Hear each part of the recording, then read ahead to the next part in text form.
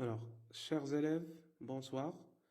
Ce soir, je vais commencer avec vous. On va faire la toute première leçon ensemble, qui sera une leçon à distance. Vous allez trouver cette leçon sur notre site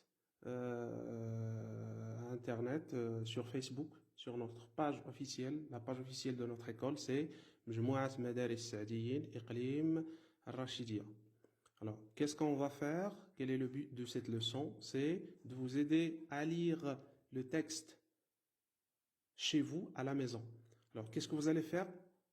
Vous allez suivre la vidéo et vous allez prendre votre livre et essayer de suivre et de lire avec moi en même temps.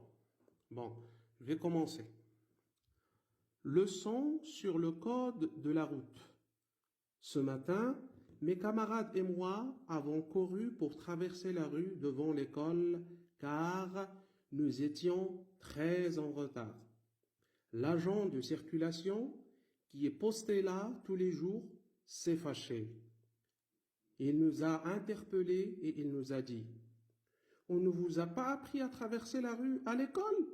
Vous allez finir par avoir un accident. » Les cours terminés, notre professeur nous a dit « Les enfants, il est arrivé quelque chose de grave. L'agent qui surveille la circulation devant l'école est venu me dire que vous traversez les rues n'importe comment. Faut-il vous rappeler le code de la route pour les piétons? Cela me paraît nécessaire. Pour traverser, s'assurer que les feux de signalisation le permettent. Il ne faut pas traverser à l'aveuglette, même si on est prioritaire. Il est nécessaire de bien regarder des deux côtés de la route avant de s'engager. Emprunter le passage pour piétons pour traverser la rue. Il est interdit de traverser n'importe où et n'importe comment. Il faut circuler sur les trottoirs et les accotements. À la descente d'un véhicule, il faut regarder autour de soi pour être visible des autres usagers. Il faut utiliser le trottoir quand il y en a un. Avant de traverser, vous devez vérifier qu'aucun véhicule n'arrive ni à droite ni à gauche. Les trams et les trains ont toujours priorité sur les piétons.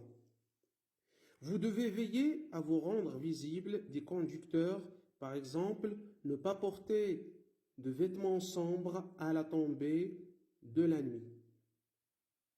Bon, vous pouvez faire une pause et relire le texte et resuivre encore une fois avec moi pour relire le texte encore une fois. Et à la fin de la lecture, vous allez attaquer les questions de la rubrique « Je lis et je comprends ». À partir de la question numéro 4, parce que je pense qu'on a fait ensemble, on a déjà fait ensemble les 3 premières questions de la rubrique « J'observe et je découvre ». Alors maintenant, vous allez passer aux questions de la rubrique « Je lis et je comprends » pour bien comprendre le texte. Alors, je vais lire avec vous les questions. Où se déroule la séance ou bien la scène avec l'agent de police? Quels sont les personnages du texte? Pourquoi l'agent de police s'est-il plaint au professeur? La question numéro 7. De quel code de la route va parler le professeur? Qu'est-ce qu'un piéton? Que risque-t-on si on ne respecte pas le code de la route? Quelles précautions faut-il prendre le soir? Alors, ce sont les questions auxquelles vous allez devoir répondre aujourd'hui. Bien sûr, chaque question, la réponse, ou bien pour répondre à chacune de ces questions, vous allez devoir relire le texte encore une fois pour bien comprendre et pour bien savoir ce que vous allez écrire comme réponse. Alors, bon courage et à la prochaine séance.